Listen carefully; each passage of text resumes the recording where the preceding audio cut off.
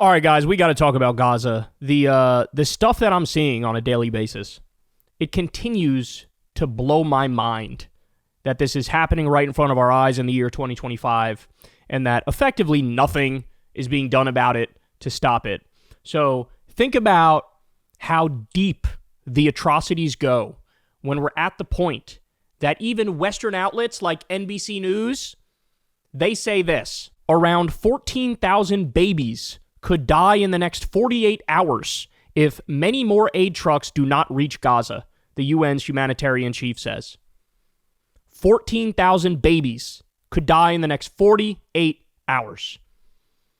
Now, by the way, I literally lost count. I don't know if it's 60 days or 80 days. It's somewhere in that ballpark that Israel decided complete and utter blockade on any food, fuel, and medicine getting into Gaza. And so they have little to no food. And so people are quite literally starving to death. In fact, we already know the death toll was already 50, 60, 70 that we know of.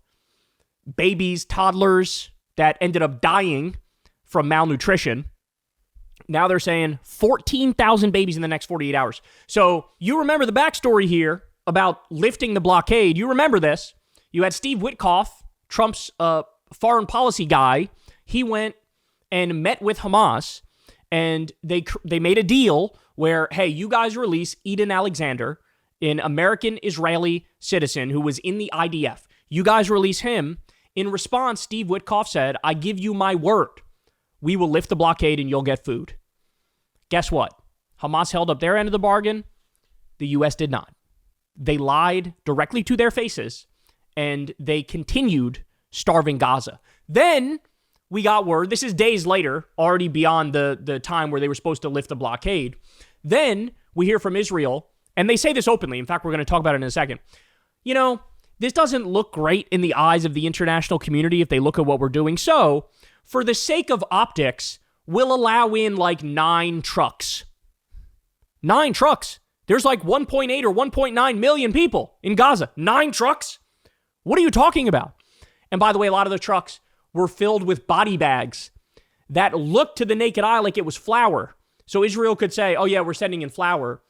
But it wasn't. It was body bags. Bro. Okay. So now we're at the point, 14,000 babies could die in the next 48 hours. There's still, to this point, next to nothing has gone in to Gaza. So people are literally starving to death. And at the same time, Israel open the gates of hell on top of the heads of the Palestinian civilians. So let me show you this. Israel bombed the prosthetic limbs warehouse in Nasser Medical Complex today. The prosthetic limbs warehouse. Now you might be thinking, Kyle, what a weird thing to have in Gaza. Why is there a prosthetic limb warehouse? Well, because Gaza leads the world in the number of child amputees. Why? Because Israeli snipers, when they don't shoot the kids in the face or in the heart and kill them immediately, they'll shoot their legs. They'll shoot their arms. They'll make sure that they go through the rest of their life without any functioning limbs. Standard operating procedure, and that's why they literally need a warehouse for the child amputees. All right, look.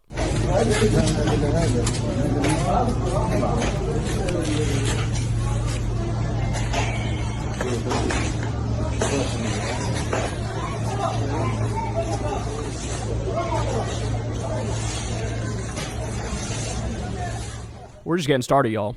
Report: Israeli forces are deliberately targeting generators to push more hospitals out of service. Gaza's health ministry said in a statement today. 3 electric generators and fuel tanks were bombed at the Indonesian hospital, contributing to what the ministry calls a catastrophic collapse of healthcare in northern Gaza. Hospitals across the strip are operating with minimal fuel and lack of critical spare parts, threatening the continued provision of emergency care. The ministry is urging urgent international pressure to allow the entry of fuel and electric generators into Gaza. Additional strikes at Al-Adha Hospital. An artillery shell struck the 3rd floor of the specialized surgery ward at Al-Adha Hospital, injuring 1 staff member. Water tanks at the facility were also targeted. The hospital director said they could hear water running, but could not inspect due to constant Israeli gunfire targeting anything that moved. And then there's video of it here.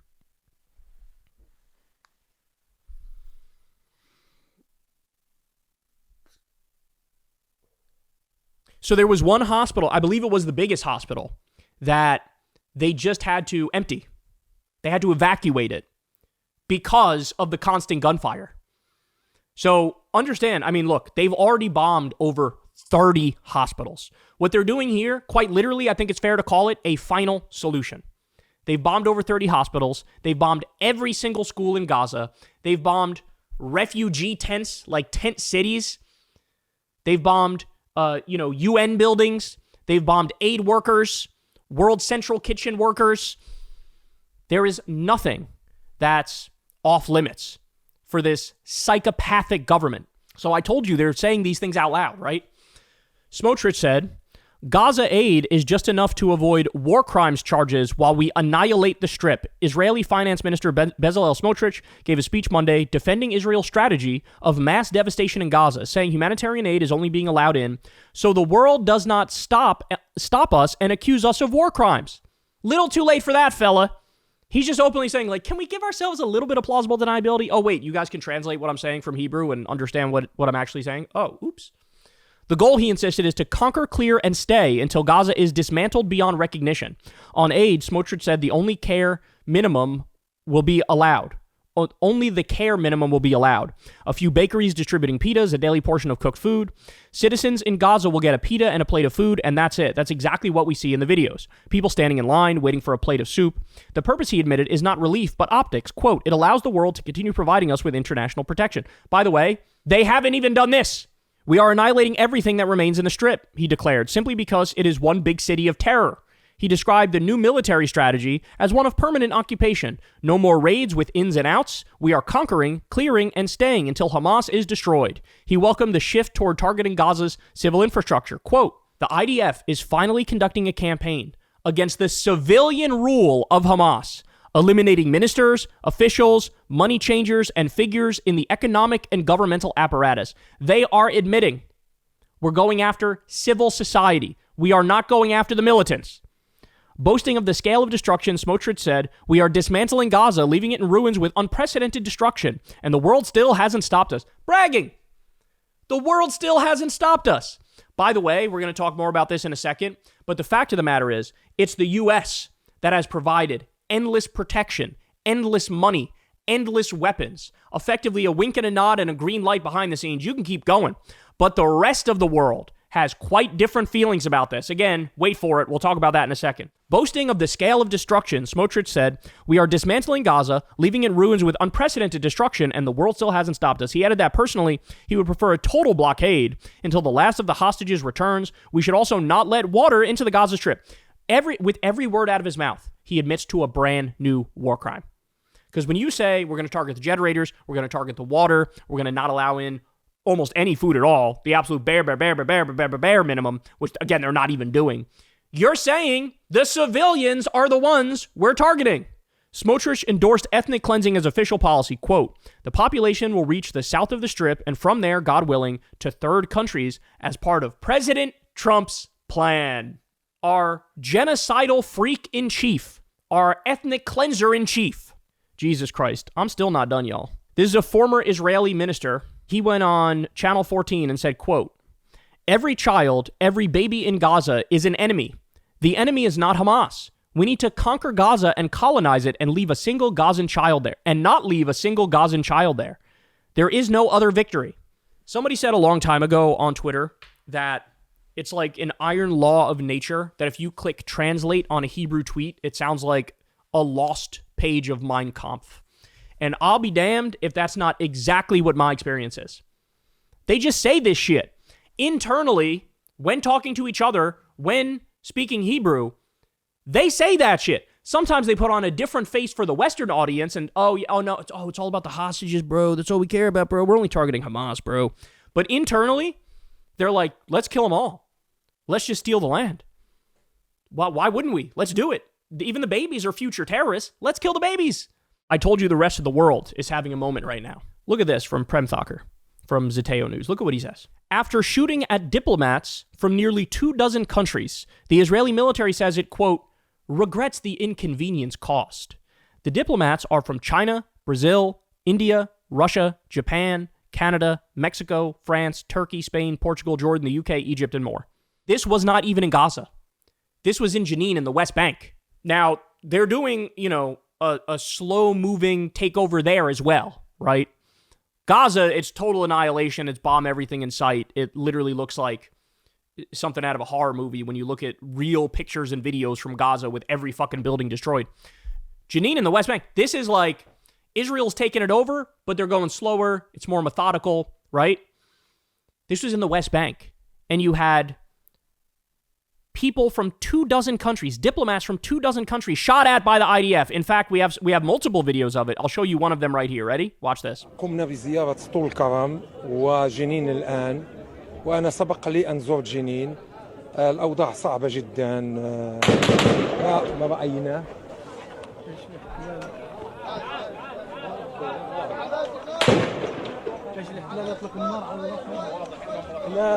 جيش الاحتلال يطلق النار على وفد الاحتلال.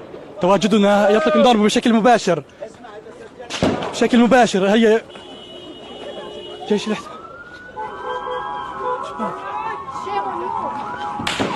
الاحتلال لا زال يطلق النار باتجاه الوفد الدبلوماسي من القناصل والسفراء بين الدول.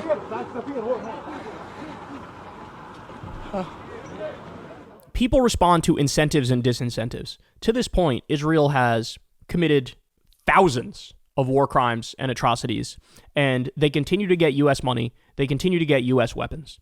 They continue to have diplomatic cover. And if you do that, if you let them know, really there are no red lines, then we end up witnessing what we're witnessing now. We end up witnessing a Holocaust live streamed in 4K that we get to see every day. I see another video or another picture of a kid with a leg blown off or an arm blown off or being pulled from underneath rubble or their head exploded. You see families crying uncontrollably. You see pictures of malnourished kids who are quite literally starving to death. We've been saying this, but if you ever wonder what would I do if I was alive during the Holocaust and the Nazis taking over, now you know. Now you know. So as a direct result of that, ready? I really think that these things are linked. Breaking. UK, France, and Canada to Israel cease renewed military offensive in Gaza and lift aid restrictions or face further concrete actions. Quote, "We will not stand by while the Netanyahu government pursues these egregious actions." In a joint statement, they called the suffering intolerable, condemned Israeli threats of forced displacement, and slammed Israel's aid offer as wholly inadequate. So the rest of the world, and honestly, I think another portion of this is Donald Trump launching a trade war against our allies, telling them in no uncertain terms, hey, fuck off. We don't like you. We don't need you. We're going to bully you. So Trump doing that, Trump also militarily threatening Greenland and Panama and Canada and others. The world's looking around and they're going, the U.S. is not fit to lead. They're not fit to be the world's sole superpower. And everybody's running into the loving arms of China. That's what's happening. So this gives them more freedom and more leeway to look at a united front where the U.S. and Israel are engaging in this genocide and backing it completely. And now they feel like, well, the future is not with America anyway. We could break with them on this shit. We could break with them. And now they're taking a harder line. It'll be interesting to see how much more they follow through. It'll be very interesting to see. I hope this is real. This is not just talk. I hope they back it up. I mean, we've been saying it for a long time. I hope every single one of those countries goes, if Netanyahu or any of the war criminals step foot in our country, we're arresting your ass. We're also going to sanction your ass. We're actually going to join the Houthis and try to embargo you economically because you should at the very least experience economic pressure to stop carpet bombing innocent people and starving them to death. And then I have this. Shout out to these people, man. Shout out to the Code Pink people. So they went into the belly of the beast where the demons themselves reside. I'm talking, of course, about in Congress and in the Senate. And they started questioning politicians about the genocide that we are arming and funding, right? That NBC report that said 14,000 kids are going to die if you don't allow in food. And they're going to die quickly. Watch this. This will be, something like this will be in museums in the future, right? And you will eternal shame on every single person who didn't say anything about this, shoved their head in the sand about this, or actively supported it. These will be historic monsters that everybody looks at with disgust. Ready? Watch. What do you have to say about the starvation of children? Oh, you're going to join us in the elevator? Perfect. Yeah. Awesome. Come on. Thanks for joining us. Thank you, sir. There's room. I'm like, get on the elevator. Yeah, Okay. please. We'd like to know what you have to say about the starvation of children. 16,000 are on the verge of death.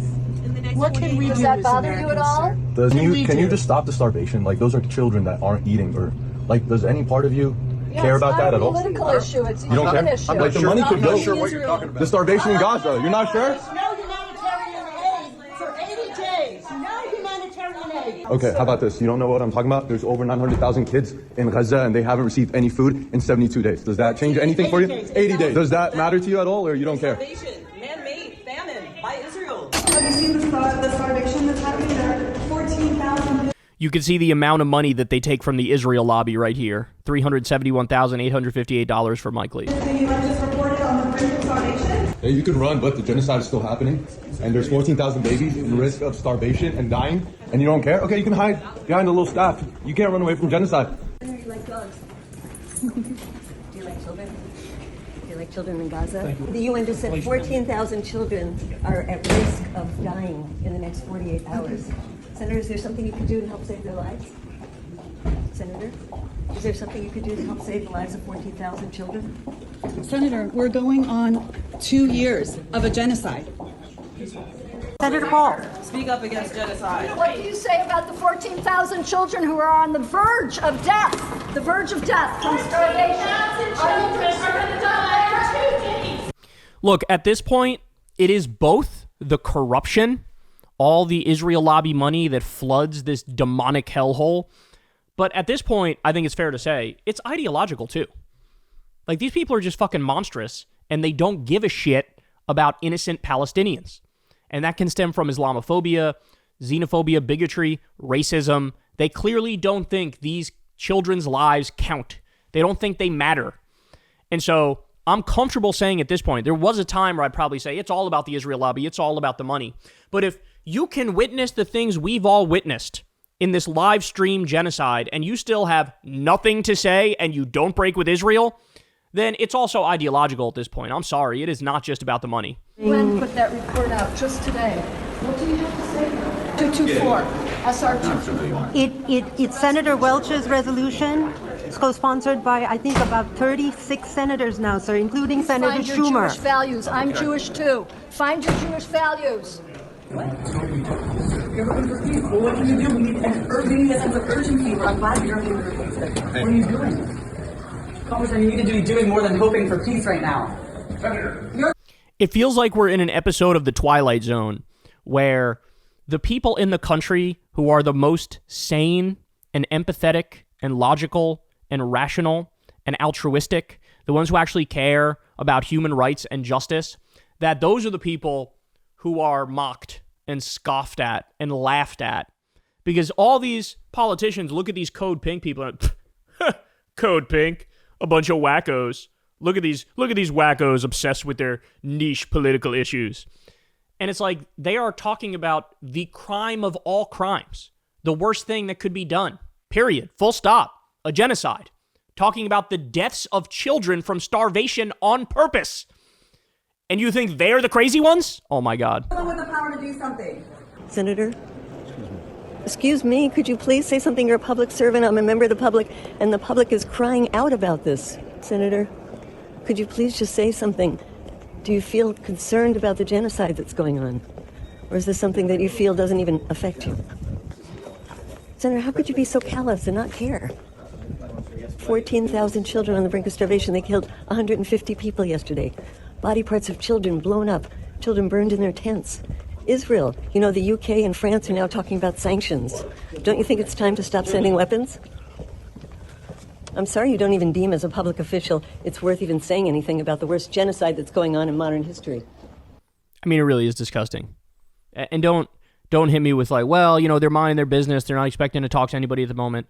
Look, I'm some semblance of a public figure, and I've been in places before, and sometimes people come up and engage. You can say something. You can say, I absolutely condemn it, and we should cut off the weapons. You could say something. I think it's horrific. 14,000 kids are starving to death. That's disgusting. That's horrific. We need to do whatever we can to stop that. Say something. Something. Nope. Man, We're living in hell, bro. We are living in hell. I really need the rest of the world to step up here. There's some signs that they might. I really need them to step up. We need sanctions on Israel. We need an embargo. We need to arrest the war criminals. I mean, if we want there to be any hope for a future where it's not might makes right and the law of the jungle and a dog-eat-dog world, now's the moment. Now's the moment. Because clearly, I mean, the UN is going the way of the League of Nations, right? Like, it's going to be totally irrelevant, useless.